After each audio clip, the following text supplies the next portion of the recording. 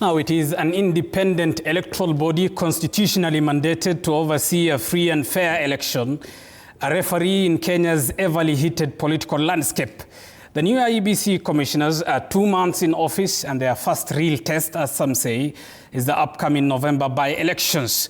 Will the Erastus Ethacon-led commission withstand the test of time? We speak to IEBC Commissioner Dr. Alutalala Mukhwana, who is with me in studio. Thank you very much, Commissioner, for making time for us tonight on TV 47.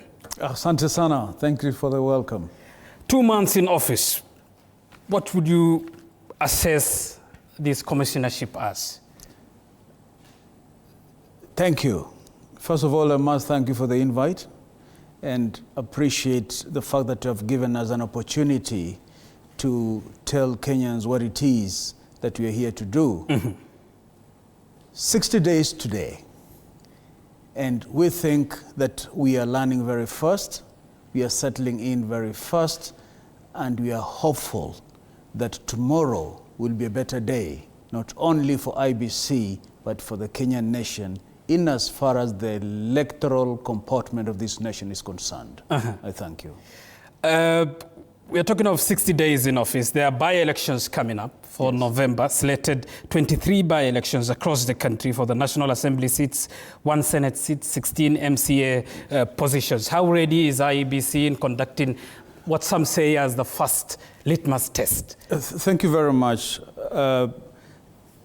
If you allow me, with your permission, fair enough, to take a minute or two to explain to Kenyans what is it that we have done as a commission that is new and settling in to make sure that we are more prepared to execute our tasks.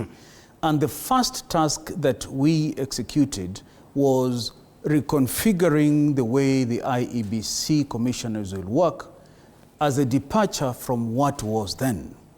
Now, the first thing that we did was to elect one of our own, the youngest member of the commission, Fahima Arafat Abdallah, as the vice chair.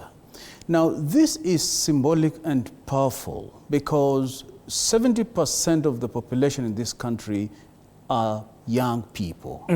And we felt that we are not just going to say that we are putting the 70% population of young people at the center of what you're doing, but we want to have one of them being at the highest level that it can get in terms of that management. In addition, we gave her the docket of procurement.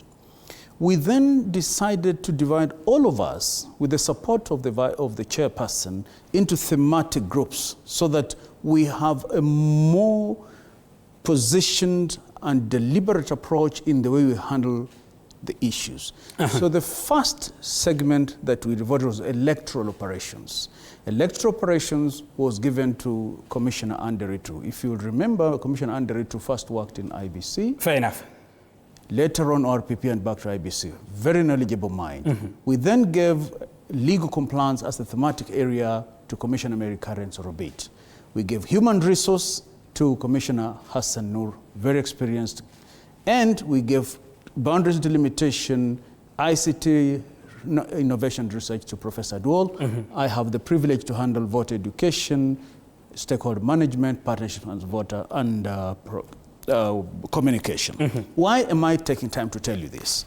Because the journey that you cover is as good as the preparations you put in place for that journey. Let's come to your question. How well prepared are we for the by-elections? Fair enough. We're as well as we can get. But we are on the journey, and we are hopeful that we'll execute the assignment as it ought to be executed. And when we ask the question of how prepared IEBC is, not just for this election or the 2027, the Constitution envisages a fair and verifiable form of an election. Politicians have been at the center of this political landscape, isn't it? Some are accusing the commission, as new as 2 months in office, of being biased, being fronted by individuals. Is the commission, in which you are a member, affairs of politicians, some in office, others outside the office? You know, it is a tricky question to respond directly, lest I'm seen to be attempting to tangle with our political leadership.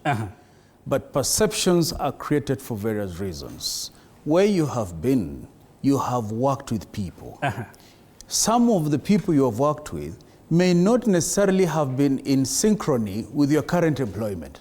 But that cannot be said to be affecting what it is you're going to do. We have lived in this country. We have worked with people.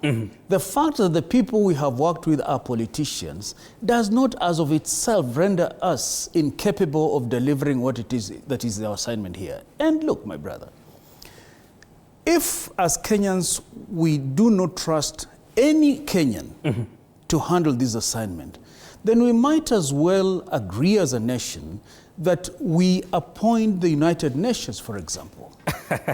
That will